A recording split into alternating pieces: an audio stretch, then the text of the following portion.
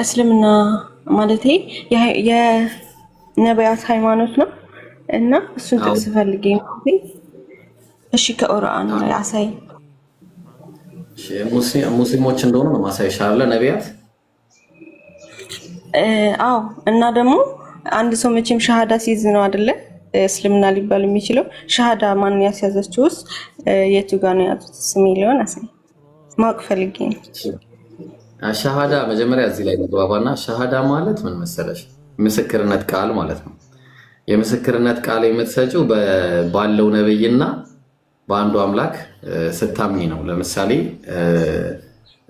ኢየሱስ ክርስቶስ አይተሽ ከሆነ መጽሐፍ ቅዱስ ላይ እውነተኛ አምላክ ብቻ ነው ካንተንና የላከውን ኢየሱስ ክርስቶስ ያውቁ ዘንድ ይቺ ዘላለም ሕይወት ናት። ስለዚህ በኢየሱስ ዘመን ያሉ ሰዎች ኢየሱስ መልእክተኛ መሆኑንና ነብይ መሆኑን ከተቀበሉና አምላክ አንድ ነው ብለው ከተቀበሉ እነሱ ሙስሊሞች ናቸው።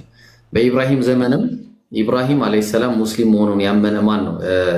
ነብይ መሆኑን ያመነና ከሱ በኋላ ማን ነው ደግሞ በተመሳሳይ አላህ አንድ ነው ብለው ያመነ ምን ይባላል? ሙስሊም ይባላል። በተመሳሳይ በነቢያት ሁሉ አንድ አምላክ አለ ብሎ ያመነና ነቢያትን በነበረበት ዘመን ላይ ሆኖ ያ ነብይ የአላህ ነብይ ነው ብሎ የተቀበለ ያ የምስክርነት ቃልን ይሰጣል ማለት ነው። እሱ ነብይ ነው ብሎ ይሰጣል ማለት ምንድነው?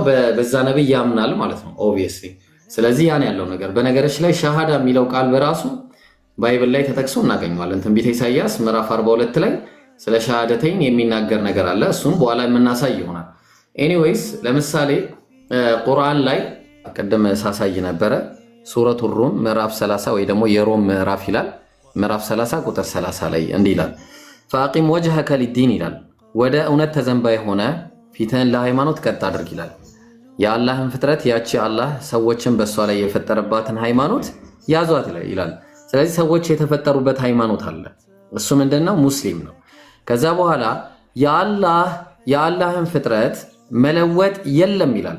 ስለዚህ አሁን አላህ ሰዎችን የፈጠረው በአንድ ሃይማኖት ላይ ነው። ግን ሆኖም ሳለ ቡኻሪ 4775 ላይ ምን ተብሏል? ነብዩ ሰለላሁ ዐለይሂ ወሰለም ማሚ መውሉድን ኢላ ዩለዱ ዐለል ፊጥራ፣ ማንንም ቢወለድ በፊጥራ ላይ ወይ ደግሞ በእስልምና ላይ እንጂ የሚወለድ የለም። ባይሆን ከተወለደ በኋላ ፈአበዋሁ እናትና አባቱ ግን ዩሃዊዳኒሂ ወይ አይሁዳዊ ያረጉታል እምነቱን ቀይረው፣ አው ዩነስራኒሂ ወይ ደግሞ አጥምቀው ክርስቲያን ያረጉታል፣ አው ዩመጅሳኒሂ አለዛ ደግሞ እሳት አምላኪ ወይ ደግሞ የመሳሰሉትን ሃይማኖቱን አስቀይረው ያስይዙታል በማለት ነብያችን ሰለላሁ ዐለይሂ ወሰለም ተናገሩ ማለት ነው። እስልምና ማለት እንደሚታወቀው አንድ አምላክን በብቸኝነት መገዛትና ጣዖታትን መራቅ ማለት ነው። አላህ በሱረቱል አንቢያ ምዕራፍ 21 ቁጥር 25 ላይ ወማ አርሰልና ሚን ቀብሊክ፣ ካንተ በፊት እኮ መልእክተኛን አላክንም፣ ሚን ረሱሊን ከመልእክተኛ ከላክን ግን አለ ኢላ ኑሒ ኢለይ ወደሱ አወርድለታለሁ ምን የሚል አነሁ ላኢላሃ ኢላ አነ ፈዕቡዱን፣ እነሆ ከአንድ አምላክ በቀር ሌላ አምላክ የሚመለክ የለም በማለት እኔንም ተገዙኝ የሚልን መልእክት ይዤ ነው ምልካቸው ብሎ አላህ ነቢያትን በአጠቃላይ በዚህ ሁኔታ መላኩን ያሳያል። ሁለተኛ በሱረቱ ናህል ምዕራፍ 16 ቁጥር 36 ላይ ምን ይላል? ወለቀድ በዐትና ፊ ኩሊ ኡመቲን ረሱላ፣ በእርግጥም በሁሉም ህዝቦች ላይ ነቢያትን ልክ ያለው ይላል፣ መልእክተኞችን ልክ ያለው አላህ ይላል። በምን አን ይዕቡዱላህ ወጅተኒቡ ጣጉት፣ አላህን በብቸኝነት ተገዙ ጣዖታትንም ራቁ ይላል። አላህን በብቸኝነትን ተገዙ ማለት ምንድነው? ከሱ ውጪ ሌላ አምላክ የለም ብሎ ሌላ ጌታ የለም ብሎ ሌላ አስተናባሪ ሌላ መጋቢ ሌላ በቃ ምንም አይነት አምላክ የለም ከሱ ውጪ። በቃ ጣዖትም ይሁን ጣዖት ማለት ምንድነው?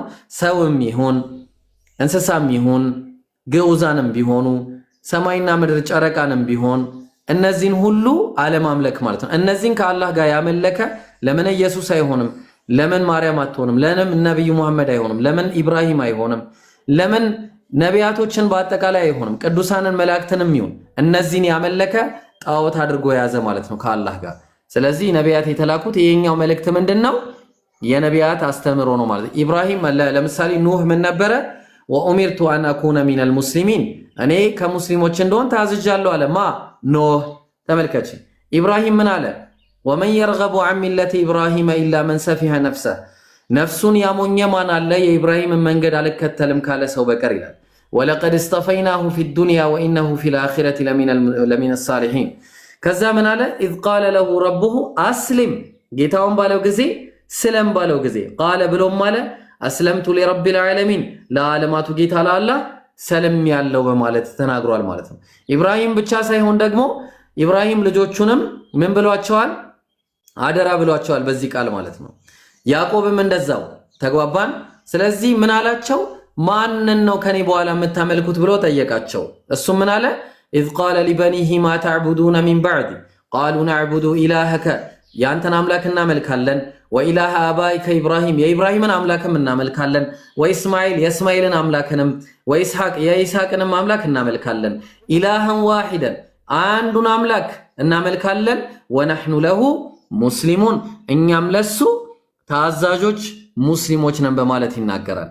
በተመሳሳይ ሁኔታ ሎጥስ ምን ነበረ ሲባል ፈማ ወጀድና ፊሃ ገይረ በይትን ሚነል ሙስሊሚን፣ እንግዲህ ከነሱ ከሎጥ ቤት በቀር ሙስሊሞችን አላገኘንም እያሉ መላእክቶቹ ሲናገሩ እንሰማለን ማለት ነው። ዮሴፍ በተመሳሳይ ያው ምዕራፍና ሱራዎቹ እንትኖቹ ማየት ይቻላል። ሱረቱ ዮሴፍ ምዕራፍ 12 ቁጥር 110 ላይ ተወፈኒ ሙስሊማን ወአልሂቅኒ ቢሳሊሒን፣ ሙስሊም አድርገህ ግደለኝ ከደጋጎችም አስነሳኝ በማለት ይናገራል ማለት ነው።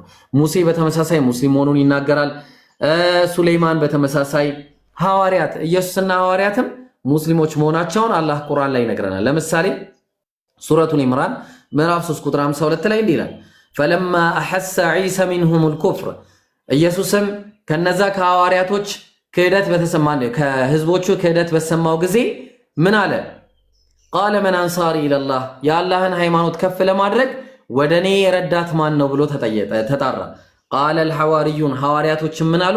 ነሕኑ አንሳሩላህ፣ እኛ ረዳቶች ነን፣ የአላህን ሃይማኖት ከፍ ለማድረግ ረዳቶች ነን አሉ።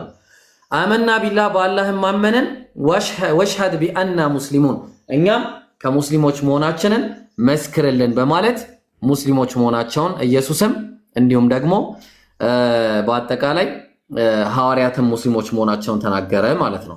አላህ ሱረቱ ሹራ ምዕራፍ 42 ቁጥር 13 ላይ ሸረዐ ለኩም ሚነ ዲኒ ማ ወሳ ቢሂ ኑህ አለ፣ ለእናንተ የደነገገላችሁ ለነቢዩ መሐመድ ህዝቦች የደነገገላችሁ ሃይማኖት በተመሳሳይ ሙሴን ኖህን አደራ ያልንበት ነው።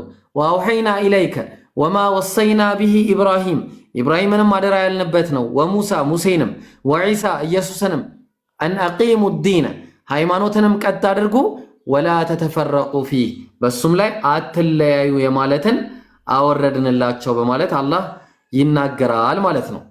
በተመሳሳይ በሱረቱ ኒሳ ምዕራፍ 4 ቁጥር 163 ላይ ኢና አውሐይና ኢለይከ ወደ አንተም አውርደናል ቁርአንን እንዳወረድነው ሁሉ ከማ አውሐይና ኢላ ኑህ ወደ ኑህ እንዳወረድነው ወነቢይና ሚን ረቢሂም እንዲሁም ደግሞ ነቢያቶችም ከጌታቸው የተወረደላቸውም እንደሆነ ወአውሐይና ኢላ ኢብራሂም ወደ አብርሃምም አውርደናል ወኢስማኤል ወደ እስማኤልም ወኢስሐቅ ወደ ኢስሐቅም ወያዕቁብ ወደ ያዕቆብም ወለአስባጥ ወደ ነገዶቹም በአጠቃላይ ወዒሳ ወደ ኢየሱስም ወአዩብ ወደ ኢዮብም ወዩኑስ ወደ ዮናስም ወሃሩን ወደ አሮንም ወሱለይማን ወደ ሰለሞንም ወአተይና ዳውደ ዘቡራ ለዳውድም ዘቡር የተባለ መጽሐፍንም ሰጠነው በማለት ወሩሱላን ቀድ ቀሰስናሁም ዐለይክ መልእክተኞች ወደ አንተም የዘገብንልህም አሉ ሚን ቀብሊከ ወሩሱላን ለም ነቅሱስሁም ዐለይክ ከዚህ በፊትም ለአንተ ያልጠቀስንልህ ሌሎች ነቢያቶችም አሉ። ወከለመ ላሁ ሙሳ ተክሊማ ሙሳንም አላህ ማናገር አናገረው በማለት ይናገራል ማለት ነው። ቆይ አንድ ጊዜ እቺን ላሳይሽና እጨርሳለሁ ማለት ነው። ስለዚህ አንድ ሃይማኖት አለ። ያ አንዱ ሃይማኖት ምን እየተባለ ነበረ ሲጣሩ የነበሩት? ይኸው በተመሳሳይ ምን አሉ ነብዩ?